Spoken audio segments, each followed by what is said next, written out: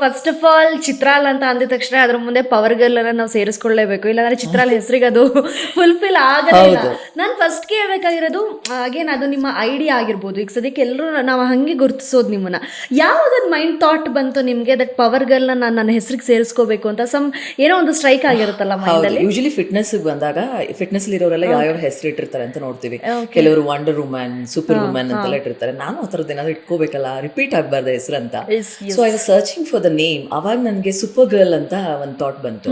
But super ಗರ್ಲ್ಗಿಂತ powerful, ಅಂದ್ರೆ she'll be having muscles plus she'll be like beautiful. So ಅದು ಎರಡೂ ಇರುವಂತ ಒಂದು ಕಾರ್ಟೂನ್ ಪಾತ್ರ, it is power girl. So ಇದು ಒಂದು ಕಾರ್ಟೂನ್ ಪಾತ್ರದ ಹೆಸರು. ಅದನ್ನ ನಾನು ಸುಮ್ಮನೆ ಇಟ್ಟಿದ್ದು.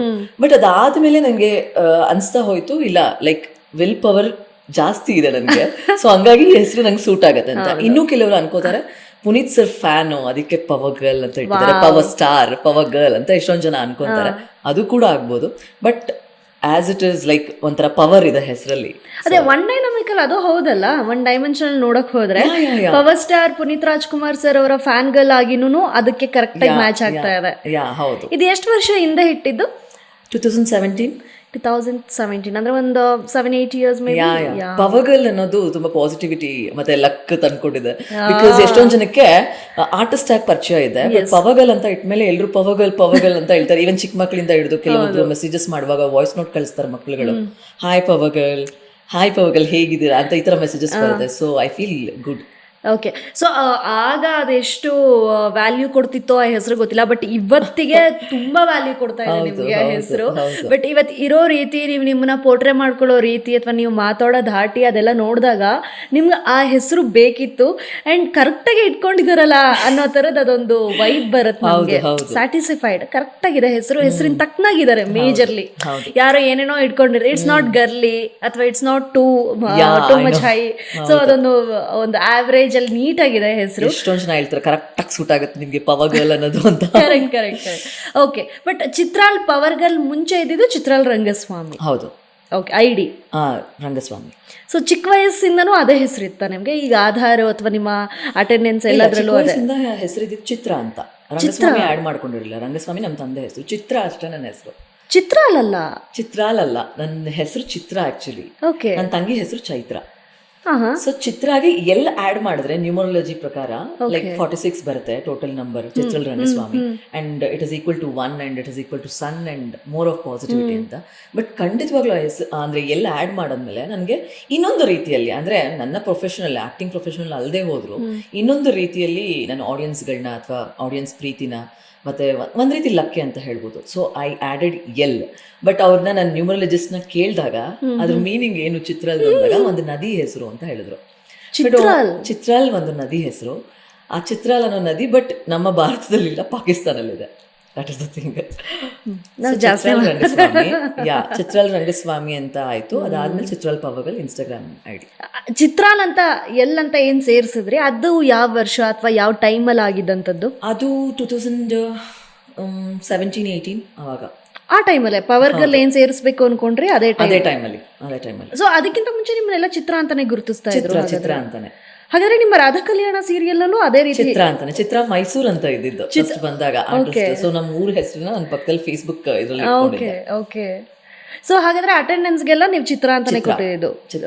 ಚಿತ್ರ Rangaswamy maybe. It is elaborated Chitral Rangaswamy. That's good. So ಇವಾಗ ಚೈಲ್ಡ್ಹುಡ್ ಇಂದ ಬರೋಣ, ಹುಟ್ಟಿದ್ದಲ್ಲಿ ಬೆಳೆದಿದ್ದಲ್ಲಿ ನೀವು ಎಜುಕೇಶನ್ ಬ್ಯಾಕ್ ಗ್ರೌಂಡ್, ಅಪ್ಪ ಅಮ್ಮ. ನಮ್ಮ ತಂದೆ ಊರು ಚಿಕ್ಕಮಂಗ್ಳೂರು, ನಮ್ಮ ತಾಯಿ ಊರು ಮೈಸೂರು ಹತ್ರ ಇರೋ ಒಂದು ಹಳ್ಳಿ ಮಿರ್ಲೆ ಅಂತ, ಮಿರ್ಲೆ. ಓಕೆ.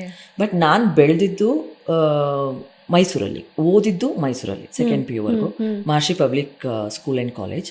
ಸೆಕೆಂಡ್ PU ಆದಮೇಲೆ ಐ ಕೇಮ್ ಟು ಬ್ಯಾಂಗ್ಳೂರ್, ಅಂದ್ರೆ ವರ್ಕ್ ಮಾಡೋದಕ್ಕೆ. Second PUC last? ಅಷ್ಟೇ ಸೆಕೆಂಡ್ PUC ಲಾಸ್ಟ್. ನಾನು ಜಾಸ್ತಿ ಓದಿಲ್ಲ.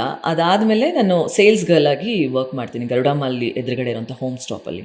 ಈಗಲೂ ಇದೆಯಾ? ಈಗಲೂ ಇದೆ. It's a very nice memory to me. And 1 ತಿಂಗಳಲ್ಲೇ ಆ ಜಾಬಿಂದ ತೆಗ್ದಾಕ್ತಾರೆ ಬಿಕಾಸ್ ಐ ಆಮ್ ಅಂಡರ್ 18 ಅಂತ. ಓಯ್ಯೋ. ಅಂಡ್ ಅದಕ್ಕೆ ನಮ್ಮನೇಲಿ ತುಂಬಾ ಕಷ್ಟ ಇರುತ್ತೆ, ಹಾಗಾಗಿ ನಂಗೆ ಓದು ಕಂಟಿನ್ಯೂ ಮಾಡಲಿಲ್ಲ. ಬಟ್ ನಂಗೆ ತುಂಬಾ ಇಷ್ಟ ಆಯ್ತು ಬಯೋಟೆಕ್ನಾಲಜಿ ಮಾಡ್ಬೇಕಂತ, because I love that subject. Correct. ಆಮೇಲೆ CET ಎಕ್ಸಾಮ್ ಕಟ್ಟೋದಕ್ಕೂ ಫೀಸ್ ಇರಲಿಲ್ಲ. ಮನೇಲಿ ಫೈನಾನ್ಷಿಯಲ್ ಇಶ್ಯೂಸ್ ಇರೋದ್ರಿಂದ ನನ್ನನ್ನು ಕೆಲಸ ಮಾಡೋದಕ್ಕೆ ಅಂತ ಕಳಿಸ್ತಾರೆ. ಅದಾದಮೇಲೆ ಅಲ್ಲಿ ಜಾಬು ಇದಾದಮೇಲೆ ಫಾರ್ಮಸಿ ಒಂದು JP ನಗರಲ್ಲಿ 6th ಫೇಸಲ್ಲಿರುವಂಥ ಅಪೋಲೋ ಫಾರ್ಮಸಿಲಿ ಸೇರ್ಕೊಂತೀನಿ. ಇನ್ನ ಇದೆಯಾ? ಇನ್ನ ಇದೆ. ಅಂಡ್ ಅಲ್ಲಿ ಯೂಶುವಲ್ ಆಗಿ CK ಚಂದ್ರು ಸರ್ ಎಲ್ಲ ಅಲ್ಲಿ ಯೂಶುವಲ್ ಆಗಿ ರೆಗ್ಯುಲರ್ ಚೆಕಪ್ಸ್ಗೆಲ್ಲ ಬರ್ತಿರ್ತಾರೆ. ಅವಾಗ ನಾನು ಅನ್ಕೊಂತೀನಿ ವಾವ್ ಅಂತ. ಅಂದ್ರೆ ಆರ್ಟಿಸ್ಟ್ಗಳನ್ನ ನೋಡೋಕೆನೆ ಅಷ್ಟೊಂದು ಕ್ಯೂರಿಯಾಸಿಟಿ. ಇವನ್ ನಾನು ಚಿಕ್ಕವಳು ಇದ್ಬೇಕಾದ್ರೂ ಅಷ್ಟೇನೆ ಈ ಕಾದಂಬರಿ ಸೀರಿಯಲ್ ಇದೆಲ್ಲ ನೋಡ್ಬೇಕಾದ್ರೆ I am so keen about negative characters. ಇವಾಗ ಅವಾಗ ಒಂದು ಕ್ಯಾರೆಕ್ಟರ್ ಬರ್ತಿತ್ತು ಗೊತ್ತಾ, ಅದನ್ನ ಕಲ್ಯಾಣಿ ಅಕ್ಕ ಮಾಡ್ತಾ ಇದ್ರು.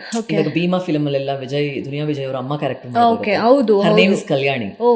ಅವರು ಮೋನಿಕಾ ಅಂತ ಒಂದು ಕ್ಯಾರೆಕ್ಟರ್ ಬರ್ತಿತ್ತು. ಎಸ್ ಅದು ಆ ಮ್ಯೂಸಿಕ್ ನ ಆ ಕ್ಯಾರೆಕ್ಟರ್ಗೆ ಸೆಪರೇಟ್ ಅಂತ ಮಾಡೋರು. ಮೋನಿಕಾ ಅಂತ ಅವ್ರು ಬಂದಾಗೆಲ್ಲ ಆ ಬ್ಯಾಕ್ ಗ್ರೌಂಡ್ ಸೌಂಡ್ ಬರ್ತಿತ್ತು. ಆಗ್ಲಿಂದ ನಂಗೆ ಏನ್ ಕ್ರೇಜ್ ಅಂದ್ರೆ ಹೀರೋಯಿನ್ಗಿಂತ ಆಕ್ಚುಲಿ ನೆಗೆಟಿವ್ ಕ್ಯಾರೆಕ್ಟರ್ ಜಾಸ್ತಿ ಬಿಲ್ಡಪ್ ಇದೆ ಅಂತ. ಸೊ ಅಲ್ಲಿ ಇಂಪ್ಯಾಕ್ಟ್ ಆಗಕ್ಕೆ ಶುರುವಾಯಿತು. ನಾ ಸೀರಿಯಲ್ ಜಾಸ್ತಿ ವಾಚ್ ಮಾಡ್ತಿದ್ದೆ. ಅಂಡ್ ಅವಾಗೆಲ್ಲ ನಾವು ಮಾತಾಡ್ಕೊಂತ ಇದ್ವಿ, ಏನ್ ಗೊತ್ತಾ ಇವರು ಒಂದು ಕಾಜಲ್ ಡಬ್ಬಿ ಯೂಸ್ ಮಾಡ್ತಾರಂತೆ ಒಂದ್ ದಿನಕ್ಕೆ. ಯೂಶಲಿ ಗರ್ಲಿ ಟಾಕ್ಸ್ ಇರುತ್ತಲ್ಲ, and it is not actually true, but ನಾವ್ ಒಂದ್ ಅನ್ಕೊಂತ ಇದ್ದಿದ್ದು. ಆಮೇಲೆ ಇನ್ನೊಂದು ಕವಲುದಾರಿ ಅನ್ನೋ ಸೀರಿಯಲ್ ಇನ್ನೊಬ್ರು ನೆಗೆಟಿವ್ ಕ್ಯಾರೆಕ್ಟರ್ ಮಾಡಿದ್ರು. ಅವ್ರದೊಂದು ಸೀನ್ ಇತ್ತು, ಲೈಕ್ ಫಿಶ್ ಟ್ಯಾಂಕ್ ಇಂದ ಒಂದ್ ಚಿಕ್ಕ ಫಿಶ್ ತೆಗ್ಬಿಟ್ಟು ಬಾಯಿಗೆ ಹಾಕೊಂತಾರೆ. ಅದೊಂದು ಶಾರ್ಟ್ ಇತ್ತು ಪ್ರತಿ ಸಲನೂ ಅಥವಾ ಶಾರ್ಟ್ ಅಲ್ಲಿ ನಾವು ನೋಡಿದಾಗ.